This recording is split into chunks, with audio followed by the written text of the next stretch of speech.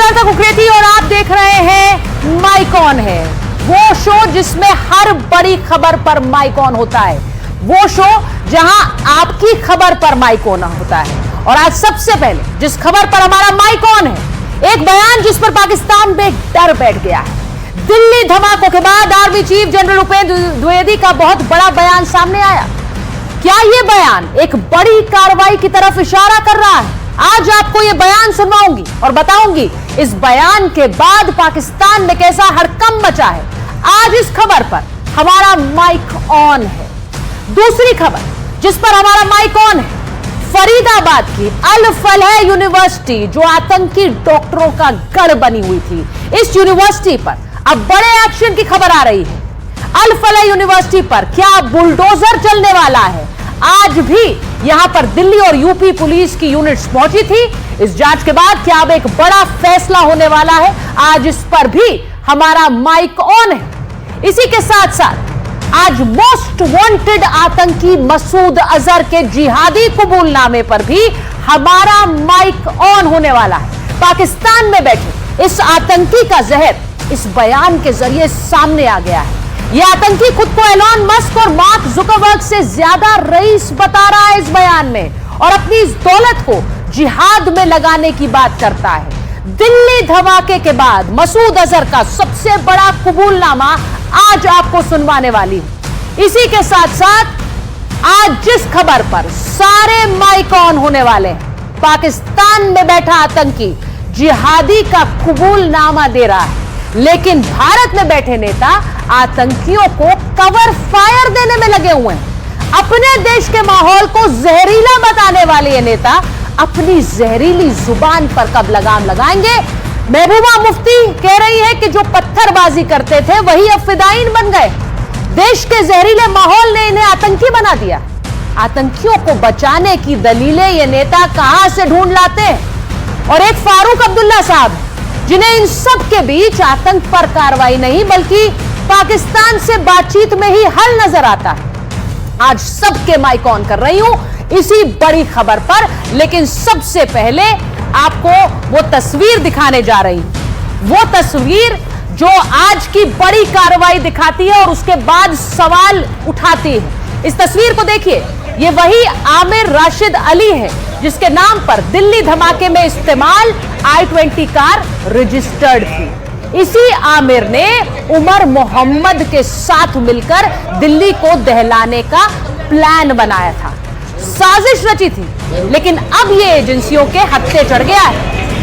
NIA ने दिल्ली धमाके की जांच करते हुए इसे दिल्ली से गिरफ्तार कर लिया है। तस्वीर देखिए इसकी। इसे पटियाला हाउस कोर्ट में आज पेश किया गया, जहां से NIA को इसकी 10 दिन की रिमांड मिल गई, जो बहुत अहम है, क्योंकि अभी कई ऐसे सवाल हैं जिन्हें लेकर NIA इससे पूछताछ करेगी। तो एक तरफ आमिर राज उगलेगा, तो दूसरी तरफ हरियाणा में उमर मोहम्मद के घर पर भी जांच जारी है। ये वही घर है जहां उमर किराए पर रहता था। आज हरियाणा डॉग स्क्वाड की टीम इसी घर पर पहुंची, जहां से कई सबूत जुटाए गए। जांच तो अल फलाह यूनिवर्सिटी में भी जारी है। जी हां, उसकी भी तस्वीर आपको दिखाती हूं, क्योंकि व्हाइट कॉलर टेरर के तार इसी यूनिवर्सिटी से जुड़ रहे हैं। बार बार इसी यूनिवर्सिटी का नाम सामने आ रहा है, और यही वजह है कि दिल्ली पुलिस हो या फिर यूपी पुलिस लगातार इस यूनिवर्सिटी की जांच में जुटी हुई है। अब कई एंगल से जांच की जा रही है, वो आपको बताती हूं। सवाल सबसे बड़ा ये उठ रहा है कि अल फलाह यूनिवर्सिटी पर क्या बुलडोजर चलने वाला है? इस यूनिवर्सिटी पर शिकंजा कस गया है। यूनिवर्सिटी सवालों के घेरे में है। जमीन को लेकर अतिक्रमण का केस यहां पर चल रहा है। अब यूनिवर्सिटी की जो जमीन की पैमाइश है वो भी हो चुकी है। फरीदाबाद क्राइम ब्रांच ने इसकी जांच शुरू कर दी। धोखाधड़ी और जालसाजी के मामले में इस पर पहले से ही 2 FIR दर्ज हैं। अब यूनिवर्सिटी जो चेयरमैन है उनको दिल्ली पुलिस ने समन भी भेज दिया। एक नहीं 2 समन भेजे हैं। वहीं इस चेयरमैन जवाद अहमद से जल्द पूछताछ भी संभव है। इससे पहले चेयरमैन के भाई हमूद सिद्दीकी की भी गिरफ्तारी हो चुकी है। अब बिना मंजूरी लिए निर्माण यहां पर जारी रखा गया, इसको लेकर सवाल पूछे जा रहे हैं। जांच पूरी होने के बाद क्या बड़ा एक्शन एक्शन होगा। एक तरफ जहां एक्शन जारी, आपको यह बताऊं, ये जो तस्वीर आप देख रहे हैं, क्या यहां बुलडोजर चल सकता है? अल फलाह यूनिवर्सिटी पर क्या बुलडोजर एक्शन होगा? मैंने आपको बताया आज ही दिल्ली और यूपी पुलिस की 2 यूनिट यहां पहुंची भी थी, तो जांच लगातार जारी है। वहीं दूसरी तरफ जहां यहां एक्शन जारी है, तो दूसरी तरफ सीमा पार बैठे आतंकी मसूद अजहर का एक बड़ा जिहादी कबूलनामा भी सामने आ गया। उसके पास हथियार खरीदने के लिए पैसों की कमी नहीं, और यही वजह है कि वो खुद को टेस्ला के एलोन मस्क और मेटा के मार्क जुकरबर्ग से भी रईस बता रहा है। मसूद का यह कबूलनामा बताता है कि भारत के खिलाफ एक जंग लगातार छेड़ी गई, और इसीलिए एक बयान आज पूरे पाकिस्तान को सुनना चाहिए। भारत के army chief general Upendra Dwivedi का यह बयान एक बड़ी कार्रवाई की ओर इशारा कर रहा है। क्या कह रहे हैं भारत के आर्मी चीफ, आपको बताते हैं। आतंकवाद को लेकर आर्मी चीफ की पाकिस्तान को 2 टूक है। उन्होंने कहा कि जो आतंकवाद को बढ़ावा देगा, हम उसको जवाब जरूर देंगे। दिल्ली धमाके के बाद ऑपरेशन सिंदूर का जिक्र भी आर्मी चीफ ने किया। उन्होंने कहा कि ऑपरेशन सिंदूर तो सिर्फ एक ट्रेलर था, आगे के लिए पूरी तैयारी हमने करके रखी है। पाकिस्तान मौका देगा तो जवाब और कड़ा होगा। अब ऐसे समय में इस बयान का मतलब क्या है, आप खुद समझिए। क्या दिल्ली धमाके का जवाब देने की तैयारी हो रही है? इसीलिए मैंने कहा इस बयान से हड़कंप पाकिस्तान में होगा। पाकिस्तान को हम जवाब दे देंगे, और दिया भी है, ये उन्होंने कहा। लेकिन उनका क्या करें जो घर में बैठकर, अब ये सवाल इसलिए पूछ रही हूं क्योंकि पाकिस्तान को जवाब देने का काम तो भारतीय सेना करेगी, लेकिन उनका क्या किया जाए जो घर में बैठकर आतंकियों के लिए हमदर्दी दिखा रहे हैं। महबूबा मुफ्ती को आप देख रहे हैं, वो कह रही है कि जो युवा पहले पत्थर उठाते थे वो अब आतंकवादी बन गए। फारूक अब्दुल्ला एक और कदम आगे बढ़ गए, वो कह रहे हैं कि दोनों देश संबंधों को सुधारें, यानी वो फिर से बात कर रहे हैं पाकिस्तान से बातचीत करने की। अब इन बयानों से देश को फायदा नहीं होगा, इनसे केवल आतंकवाद को शह मिलेगी, इसमें कोई शक किसी को नहीं होना चाहिए। ये नेता कान खोलकर सुन ले कि देश ऐसे बयानों को बर्दाश्त नहीं करेगा। इस खबर पर सारे माइक ऑन कर रही हूं, पहले जरा बयान सुन लीजिए।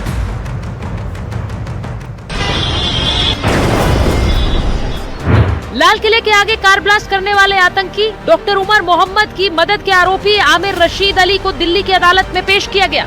मुस्तैदी ऐसी थी कि परिंदा भी पर न मार पाए। कश्मीर के पंपोर के रहने वाले आमिर रशीद अली को अदालत ने 10 दिन के लिए एनआईए की हिरासत में भेज दिया है। कोर्ट के भीतर आमिर के सामने जज के सवाल थे, तो बाहर मीडिया के। आमिर किसके दिल्ली बम धमाके में डॉक्टरों के जिस व्हाइट कॉलर टेरर ग्रुप का खुलासा हुआ है, उनमें से कई कश्मीर के हैं, मुसलमान हैं, इसीलिए राजनीति शुरू हो गई। पूरे कश्मीर के साथ उन्हें पीड़ित दिखाने की होड़ शुरू हो गई। महबूबा को तो दिल्ली धमाके में कश्मीर की परेशानी की गूंज सुनाई देती।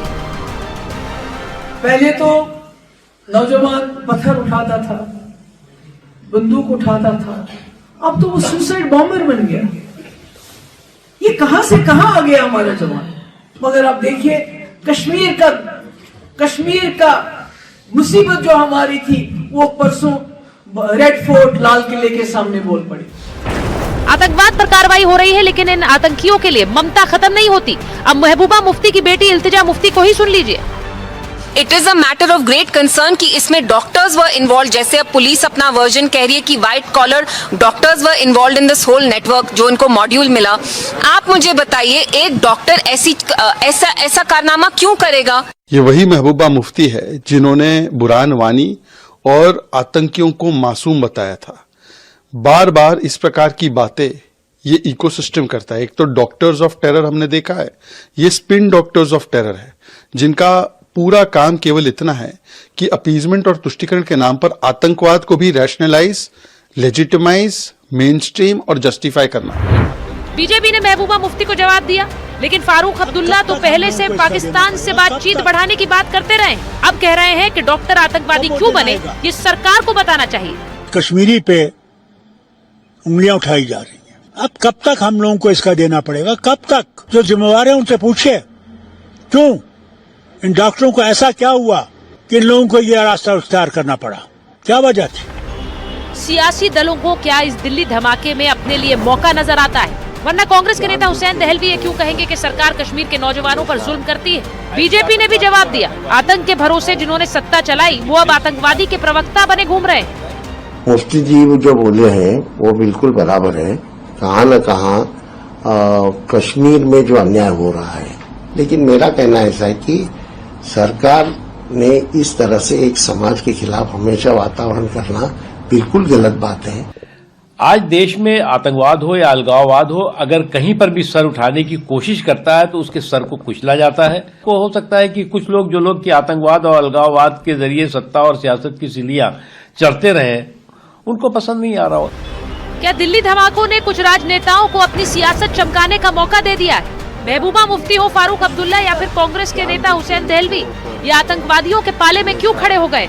आज सीधा सवाल पूछ रहे हैं कि माहौल जहरीला है या फिर इनकी जुबान जहरीली? क्या ऐसे बयानों से देश को नहीं सिर्फ आतंकवादियों को फायदा नहीं होगा?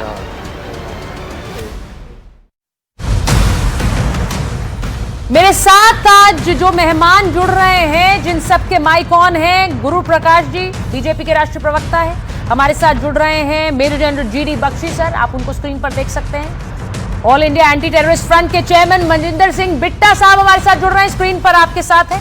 अजय वर्मा जी कांग्रेस के नेता हैं, जुड़ रहे हैं, माइक ऑन है पर। नूर अहमद अजहरी इस्लाम के जानकार हैं, मुस्लिम स्कॉलर हैं, और साथ ही अहमद अयाज साहब राजनीतिक विश्लेषक है, सीधे कश्मीर से हमारे साथ जुड़ रहे हैं। नेशनल कॉन्फ्रेंस की नेता नीलोफर मसूद भी जुड़ेंगी हमारे साथ। लेकिन मैं सबसे पहले इस तरह की कवर फायर पर बात रखना चाहती हूं। बिट्टा साहब, GD बख्शी सर, सबको जरा स्क्रीन पर लीजिए। बिट्टा साहब, मैं आपसे पूछ रही हूं सबसे पहले, इस समय क्या देश को इस तरह के कवर फायर की जरूरत है जो ये कहती हो कि फिदाइन जिनको पत्थरबाजी से रोका वो अब फिदाइन बन गए? यानी पत्थरबाजी से रोका तो गलत किया, अब वो फिदाइन बन गए।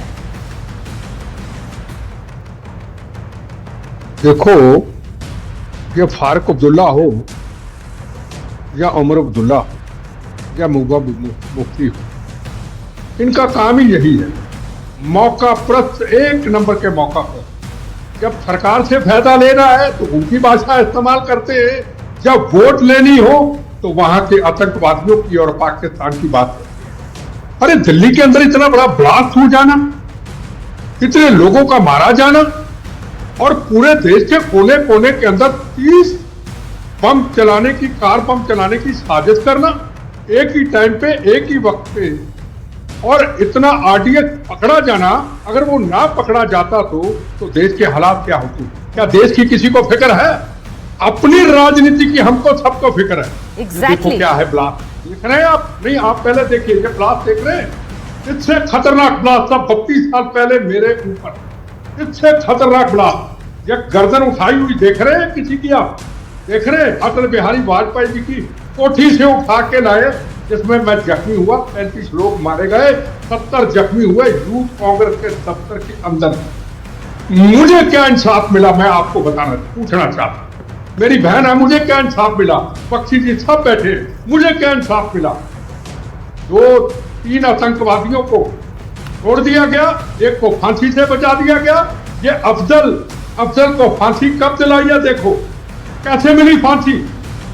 अब्दुल कलाम को राष्ट्रपति मेडल लुटाने के लिए कोई पॉलिटिकल पार्टी ने परिवारों के साथ गया, मेडल तब लेंगे जब फांसी होगी। उस वक्त कौन कहता था फांसी नहीं होनी चाहिए? अब यही फारूक अब्दुल्ला कहते थे, बड़ी बड़ी पॉलिटिकल पार्टियां कहती थी। रात को सुप्रीम कोर्ट खुलाएंगे। अगर आज ये हालत है, हम वकालत करते हैं इन आतंकवादियों की जिन्होंने बेगुनाहों का कत्लेआम किया, बहनों के सुहागों को उजाड़ा, बच्चों को यतीम किया, खून की नदियां बहाई। क्या आने वाले वक्त के अंदर ये बहुत बड़ा सिग्नल है? अगर 32 साल के बाद मुझे इंसाफ नहीं मिला, आतंकवादियों को पॉलिटिकल लोग छोड़ा के ले गए, कोर्ट नहीं, फांसी से हर पॉलिटिकल। बिट्टा साहब, मुझे लग रहा है आपने बहुत बड़ी बात कही है। आप ये बता रहे हैं कि आतंकियों को बचाने में पॉलिटिकल जो सियासतदान है उनका रोल किस कदर भारी रहा है, लेकिन आज भी क्या वही होने देंगे? आज इस तरह की कवर फायर को अलाउ करेंगे? मैं आज मेरी बात सुनिए, मेरे केस में वकील कौन पेश हुआ? हाँ। ये ब्लास्ट के अंदर कपिल सिब्बल। अब कौन है? मुकल रत्तों की एक टाइम की फीस कितनी? 25 लाख। मैं कहां से दूंगा? ये जो अभी लाल किला में शहीद हो गए, ये कहां से फीस देंगे? मैं सवाल पूछना, कौन? कपिल सिब्बल जब फांसी से बचा दिया गया आतंकवादी को, क्या बनाया? लॉ मिनिस्टर हिंदुस्तान का। के.एच. तुलसी क्या बनाया गया? राज्यसभा की टिकट दे दी गई। और मैंने तो एक कांग्रेस के वर्कर के तौर पे राष्ट्र के लिए बात करे थे, राजनीति छोड़ो। बिट्टा साहब, लेकिन बिट्टा साहब यहाँ तो आवाजें ये उठती है कि पाकिस्तान से बात करिए। अब नीलोफर जी बैठी हुई हैं, नीलोफर जी आपके नेता बार बार ये कहते रहते हैं पाकिस्तान से बात करिए, वही हल है। फारूक अब्दुल्ला ये बयान दे रहे हैं और महबूबा मुफ्ती क्या कह रही हैं? देखिए भाई, पत्थरबाजी रोक दी तो ये फिदायीन बन गए। मैं एक बार नीलोफर जी से पूछ रही हूं बिट्टा साहब, क्योंकि आप तो बता रहे हैं जो घटा है। नीलोफर जी, देखिए, बहुत ही मैटर ऑफ कंसर्न है जहां तक इन डॉक्टरों का ताल्लुक है। इससे पहले अगर हम देखते थे टेररिज्म में, मुझे नहीं लगता है कि शायद कोई डॉक्टर या इस लेवल का जो ये खुलासा हो गया है, इस लेवल का कभी हमारे सामने आया है। अनफॉर्चुनेटली मुझे एक चीज समझ नहीं आ रही है, जहां पर एक सेंसिटिव इन्वेस्टिगेशन होनी चाहिए, कोई चीज ऐसी सामने मीडिया के या जो लोगों तक पहुंचती है, अभी हर एक पल में इन्वेस्टिगेशन कहां पहुंची, क्या हो रहा है, कहां पर जाना है, किसको पकड़ना है, ये सब चीजें हम टीवी पर सुन रहे हैं। तो मैम ये वाला बयान दे रही हैं आपके नेता? क्या आपके नेता ये बयान दे रहे हैं? आपके नेता ये बयान नहीं दे रहे हैं। आपके नेता बयान क्या दे रहे हैं? पाकिस्तान से बातचीत करिए। Madam, I have not completed. No no, I know you not completed, but आप जो बात कह रही हैं, क्या वो बयान आपके नेता देते हैं? आ रही है कि कहां पर क्या हो रहा है, कैसे हो रहा है, तो वो लोग जो इसमें मुलव्वस है, क्या वो आप उनको सचेत नहीं कर रहे कि भाई ऐसे हम कर रहे हैं? हाँ। क्यों आप ये सेंसिटिव चीजें जो है इनका खुलासा टीवी पर हो रहा है? नंबर 1। नंबर 2, जो हमारे लीडर ने यहाँ पर देखे, वो लीडर खाली हमारा नहीं, 40 साल उसको हो गए। He is a statesman. Number 2, he has been the CM. No, तो he is a statesman, so he wants that Pakistan से बातचीत करी जाए। आप ये कहना चाह रही हैं, आप ये बोलना चाह रही हैं कि एक ऐसे समय जब मौलाना मसूद अजहर जैसा मोस्ट वांटेड टेररिस्ट अपना ऑडियो जारी कर जिहाद की वकालत कर रहा है, तब हम कहें पाकिस्तान से बात करिए, चलिए पाकिस्तान से बात करके सुधरेंगी चीजें? नो मैम, नहीं सुधरेंगी। ये स्टेट्समैनशिप साबित करने का समय नहीं है। मत कीजिए। ये स्टेट्समैनशिप, एक सेकंड, ये स्टेट्समैनशिप साबित करने का समय नहीं है। नीलोफर जी, आपसे कह रही हूं मैं, एग्जैक्टली।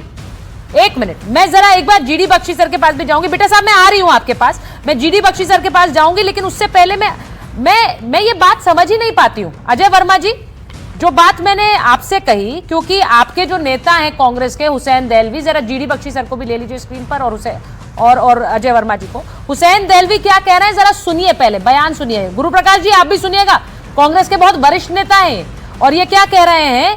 जानबूझकर उन पर अन्याय किया जाता है, वहां के नौजवानों को मारा जाता है। क्या क्या होता है? 370 हटाया गया, वहां के लोगों के दिमाग में होगा, और ठीक से हल नहीं निकला तो ये फिदायीन बन गए। मतलब ये कोई जस्टिफिकेशन है? अजय वर्मा जी, क्या मैं इस बयान पर आपको ये क्यों ना कहूं कि आपके नेता बार बार आतंकवादियों के पैरोकार बनते हैं, ये कवर फायर देते हैं? आपने नरेंद्र मोदी जी से और देश की सरकार से पूछा कि हरियाणा में 2900 किलो आरडीएक्स या विस्फोटक सामग्री पकड़ी है, वहां सरकार किसकी थी? फिर दिल्ली में जहां इतनी सिक्योरिटी, मित्रों, चिड़िया का बच्चा पर नहीं मारेगा, हिंदुस्तान में आतंकवाद खत्म हो गया है। 2014 में एक देश में राजा साहब आए थे, उन्होंने कहा था। लेकिन दिल्ली अति सिक्योरिटी जोन, देश का दिल दिल्ली, लाल किला, वहां पे मुझे ऐसा लग रहा है आपने एनडीटीवी इंडिया की कवरेज देखी नहीं है अजय जी, तभी आप ये सवाल मुझसे पूछ रहे हैं। आपने लगता है शायद देखी नहीं, इसलिए आप ये सवाल पूछ रहे हैं। पहली बात, आपने 15 मिनट दूसरी बात, इस भूमिका को बना के पूछा, मुझे भूमिका नहीं है ये भूमिका नहीं है सर, दिस इज नॉट भूमिका। आपको लगता है ये भूमिका होगी, मेरे लिए तो ये देश हित की बात है, क्योंकि आपके नेता कवर फायर देते हैं, आपके नेता आतंकियों को छोड़कर सबके लिए सवाल करते हैं। जी के लिए, प्रियंका जी के लिए, सोनिया जी के लिए, राहुल जी के लिए है। हाँ। तेरे लोगों की डेड बॉडी लाल किले पर पड़ी, किसी की बहन, किसी का बेटा, किसी की माँ, किसी का बाप, किसी का बच्चा, मर गए आतंकवादियों से, और देश के राजा अपने मित्र, देश के प्रधानमंत्री, लेकिन वो आतंकवादी तो बेचारे हैं सर, चले जाते हैं। नहीं वो आतंकवादी तो बेचारे हैं, आपके नेता तो उन्हें बेचारे बता रहे हैं, जुल्म के मारे बता रहे हैं, तो फिर आप ये मौत क्यों गिना रहे हैं मुझे, ये मौत क्यों गिना रहे हैं? आतंकवादी तो बेचारे और जुल्म के मारे हैं, ये आपके नेता का बयान है, अपने मित्र को, आपके नेता के बयान की चिंता देखिए, यहाँ कोई मित्र नहीं है। नो अजय वर्मा जी, ये बहुत बुरा लगता है, अजय वर्मा जी बहुत बुरा लगता है। अच्छा, तो कांग्रेस सिर्फ राहुल गांधी और सोनिया गांधी है, आप यही बताना चाह रहे हैं, तो ठीक है, तो वैसे ही हम जानते हैं। स्वर्गीय मनमोहन सिंह जी, ये आपने फिर बता दिया कि कांग्रेस मतलब राहुल और सोनिया गांधी, लड़ाई लड़ रहे थे, ये कह रहे हैं आप, यात्रा करने नहीं गए थे। अजय वर्मा जी, शर्मनाक और निंदनीय है। गुरु प्रकाश जी, मैं एक बार गुरु प्रकाश जी के पास जा रही हूँ, फिर जीडी बख्शी सर, गुरु प्रकाश जी, नहीं, एक बार इन्होंने फिर से बता दिया कि सिर्फ सोनिया और राहुल गांधी कांग्रेस पार्टी है, क्योंकि कह रहे हैं उसके अलावा किसी का बयान है, तो फिर क्या मतलब है? मुझे मौत के आंकड़े गिनाकर फिर आतंकवादियों को हमदर्दी दिखाकर उन्हें बेचारा और जुल्म का मारा बताएंगे इनके नेता? नहीं सुचारुता जी, बहुत दुख होता है, बहुत पीड़ा होती है जब कांग्रेस पार्टी, और आपने बहुत ही सही शब्द का उपयोग किया है, कवर फायरिंग इसको ही कहते हैं ना। सलमान खुर्शीद जी, उनका बयान तो आपको याद होगा, आप कह दीजिए वो भी छुड़भैया नेता है, कह दीजिए वो भी रेलेवेंट आदमी है। बटला हाउस यही दिल्ली था, इसी दिल्ली के बटला हाउस में इनकाउंटर होता है, उसके बाद सलमान खुर्शीद जी का ऑन रिकॉर्ड बयान है, मैं कोई अपने काल्पनिक बातों को नहीं कर रहा हूं यहाँ पे आपके शो पे, बहुत जिम्मेदारी के साथ कोट कर रहा हूं। सलमान खुर्शीद जी का बयान गूगल करके देख लीजिएगा, कोई छुड़भैया नेता नहीं है, विदेश मंत्री बनाया था आपने, कानून मंत्री बनाया था आपने, ना जाने क्या क्या बनाया था। जब सलमान खुर्शीद ये पब्लिक में मीडिया के सामने आके बोलते हैं जब बटला हाउस में एनकाउंटर हुआ तो सोनिया गांधी जी की आंखों में आंसू थे, ये झूठ है क्या? दिग्विजय सिंह समय समय पे, ओसामा जी, हाफिज सईद जी, ये झूठ है क्या? मणिशंकर अय्यर, अभी राहुल गांधी जी कुछ महीनों पहले विदेश की यात्रा पे थे, और ये बहुत इंपॉर्टेंट पॉइंट चाहता है, मैं बताना चाहता हूं आपको, राहुल गांधी जी का ऑन रिकॉर्ड बयान है कि भाई टेररिस्ट वो होते हैं जो मार्जिनलाइज्ड हो जाते हैं, जो वंचित हो जाते हैं। मैं बताना चाहता हूं आपके माध्यम से आज, और देश को यह बात जानना चाहिए, अगर मार्जिनलाइज होने से कोई टेररिस्ट बनता तो दलितों का शोषण हुआ है, दलितों के साथ अन्याय हुआ है, दलितों के साथ अत्याचार हुआ है, दलितों ने हथियार नहीं उठाया, दलितों ने काम उठाया है। बाबा साहब अम्बेडकर बने हैं, बाबू जगजीवन राम बने हैं, वीरांगना झलकारी बाई बनी है, और मुझे लगता है कि आज विचित्र बात हो रही है, marginalisation is equal to terror. एक शब्द है, बख्शी साहब बेहतर बता पाएंगे, यहाँ वरिष्ठ लोग बैठे, टेरर एपोलॉजिस्ट, ये लोग टेरर एपोलॉजिस्ट हैं। व्हाइट कॉलर टेररिज्म को भी एक्नॉलेज करने में, उसको बोलने में आपको डर लगता है, और इसके पीछे का वायरस क्या है? ऐसे इनकी तुष्टीकरण की राजनीति सुचारुता आपको समझना चाहिए। तुष्टीकरण की राजनीति भी मनमोहन सिंह जी का नाम ले रहे थे, मनमोहन सिंह का है भाषण, ये उदाहरण है। बिहार में भी चुनाव निकला सुचारुता, आपने देखा है, एक दुर्दांत अपराधी शहाबुद्दीन के बेटे को टिकट देना, ये क्या है?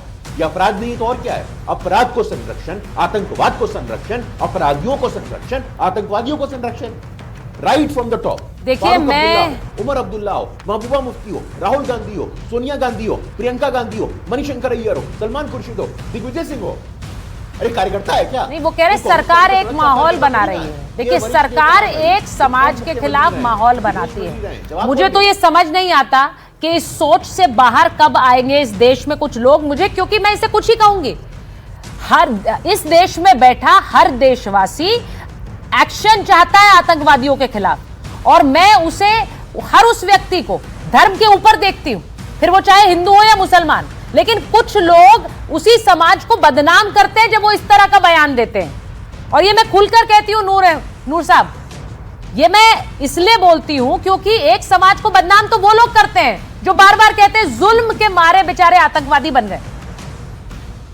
ऐसे होता है क्या? देखिए, मैंने महबूबा मुफ्ती का बयान सुना है। उन्होंने कहा कि जहरीली हवा है, जहरीला माहौल है। तो मैं ये उनसे कहूंगा कि जहरीला माहौल किसने किया है, कहाँ से आया है, कैसे है, जरा इसको भी बोले। वो ये इस तरह का बयान देकर के जिम्मेदारियों से बच नहीं सकते। वो बड़े बड़े उहदों पर नहीं है, उन्होंने भारतीय जनता पार्टी के साथ मिलकर तक सरकार बनाई है कश्मीर। तो इस तरह की बात कहना मैं समझता हूँ जेब नहीं देता है। अगर किसी के साथ अन्याय हो रहा है, संवाद नहीं हो रहा है, उसको किसी तरह की असहमति है और असहमति पर उसकी बात सुनी नहीं जा रही है, तो इसका मतलब ये बिल्कुल नहीं है वो आत्मघाती हमला करेगा। इसका मतलब ये बिल्कुल नहीं है कि वो आतंकवादी बन जाएगा, वो बंदूक और बम से काम चलाएगा, बिल्कुल नहीं। इसका मैं घोर विरोधी हूँ।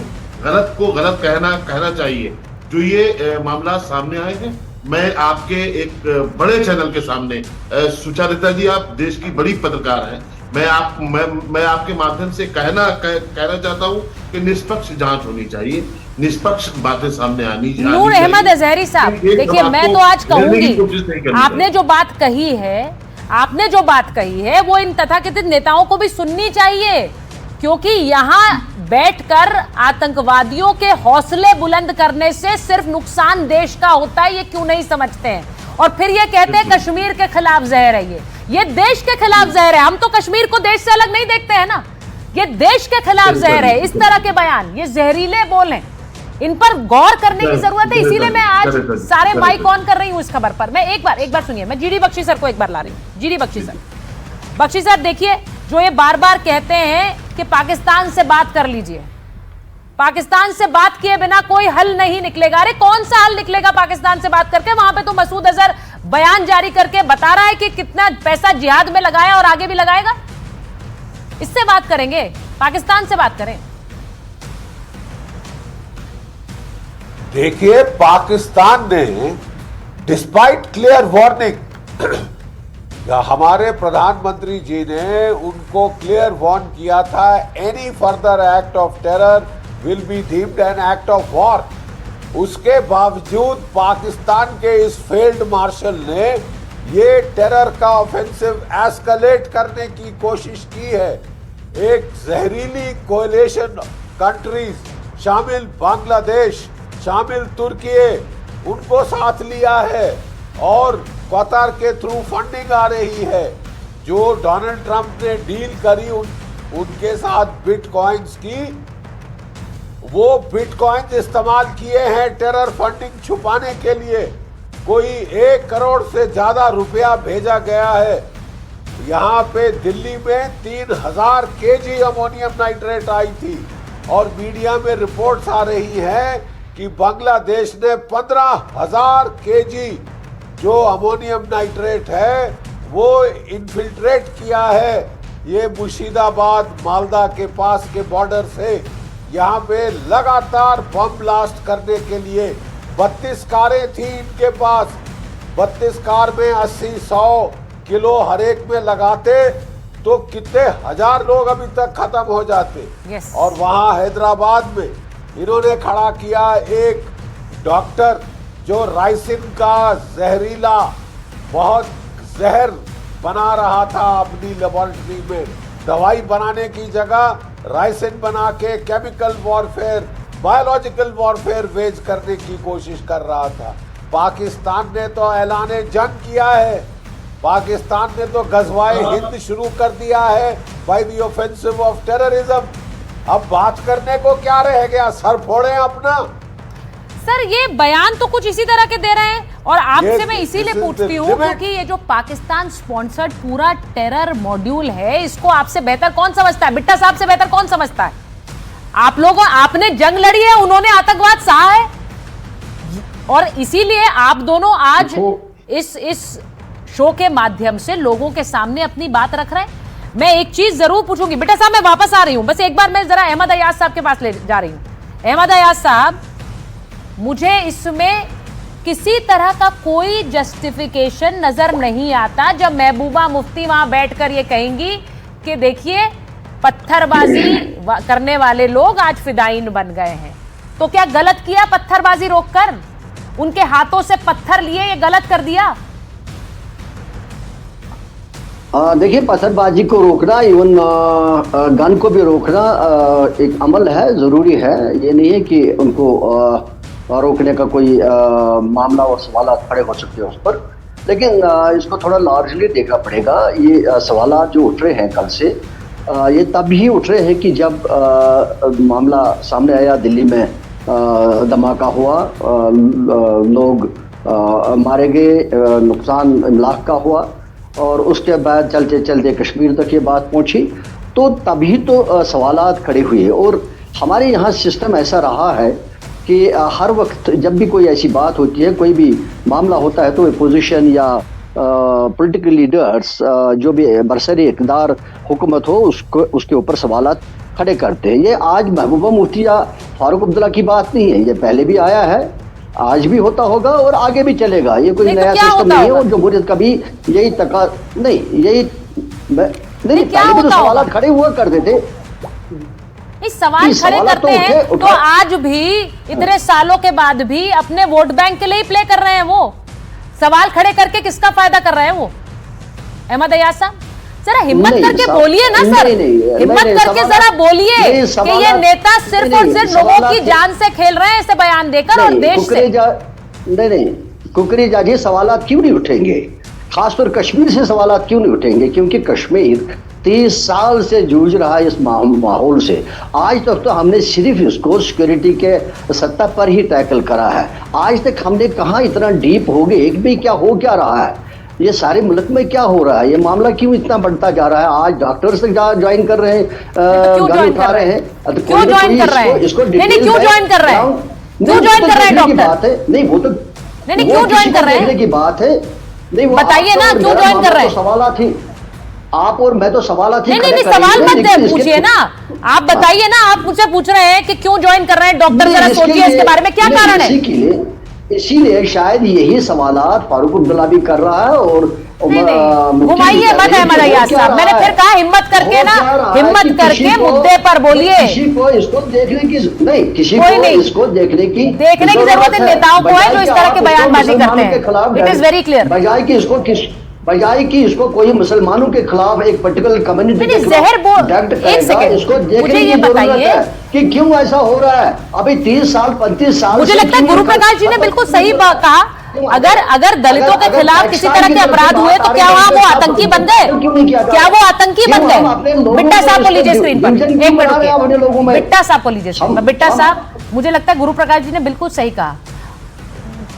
अपराध हुआ ये कह रहे हैं वो। अरे भाई कश्मीर में तो उसे रोकने की बात कही गई है। बिट्टा साहब जरा मुझे इस बात को बिल्कुल कहने में कोई गुरेज नहीं है कि यहां पर छोटे छोटे बच्चों के हाथों में जो पत्थर थमाए गए थे वो सिर्फ पैसे के लिए थे, वो पत्थर हट गए तो अब फिदाइन वाला जो ये एक नया स्ट्रोक है ये खेला जा रहा है।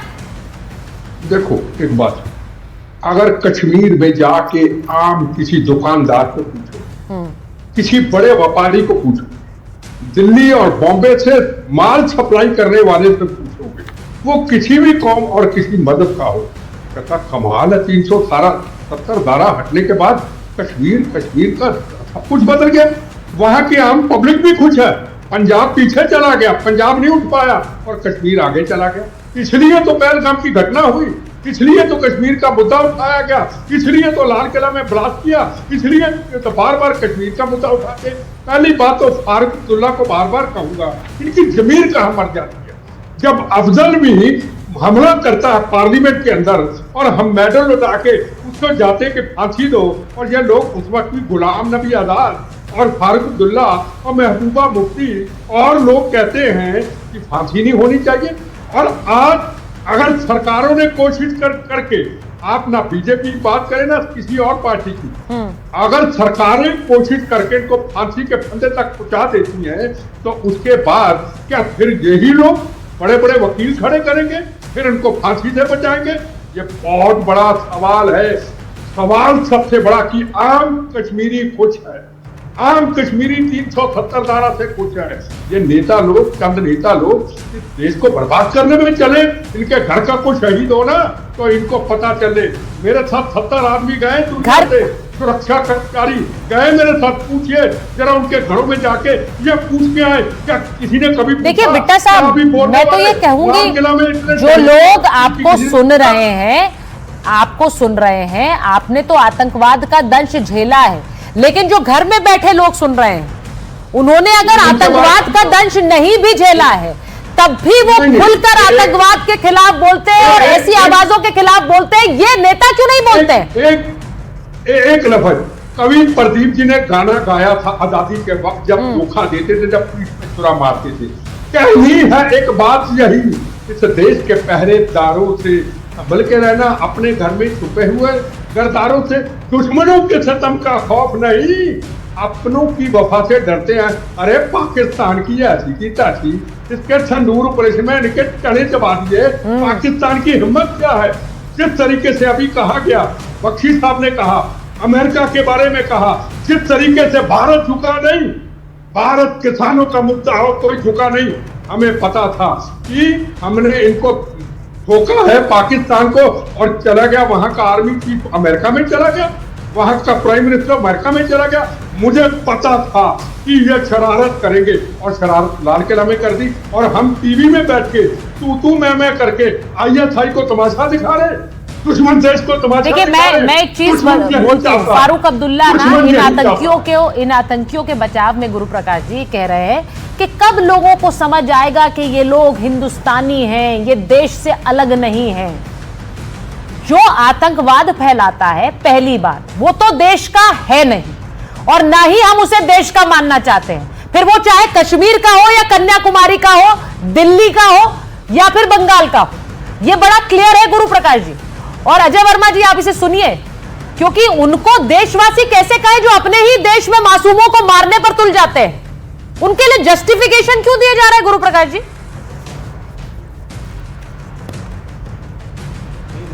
मैं बहुत ध्यान से सुन रहा था, मुझे आज स्मरण आ रहा है शहीद बिपिन रावत जी का। उनका एक डॉक्ट्रिन उन्होंने कहा था 2.5 फ्रंट वॉर। यस, बख्शी साहब और बेटा साहब बेहतर बता पाएंगे। तो वो हाफ फ्रंट में कौन लोग थे वो दिखते हैं, ये स्लीपर सेल दिखता है, ये जेएनयू में जब अफजल गुरु के पक्ष में नारे लगते हैं तो वो दिखता है, जब कांग्रेस के लोग इस प्रकार से नक्सल सिंपैथाइजर हो जाते हैं तो वो दिखता है, जब इस प्रकार से तुष्टीकरण की राजनीति की अति हो जाती है, एक्सट्रीम हो जाती है तो दिखता है। ये हाफ फ्रंट दिख रहा है, ये हाफ फ्रंट समक्ष आ रहा है।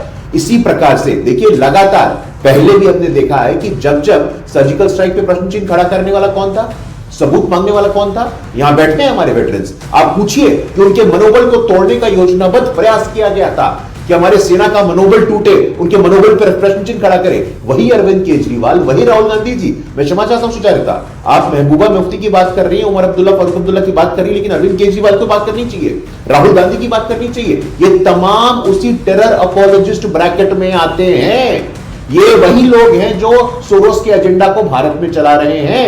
ये ब्रेकिंग इंडिया फोर्स का आपको लोकल मॉड्यूल दिख रहा है। जब उनके पक्ष में बयानबाजी होती है, जेएनयू चले जाते हैं राहुल गांधी जी जलेबी बनाने चले जाते हैं, राहुल गांधी जी जहां भी जाते हैं योजनाबद्ध तरीके से जाते हैं।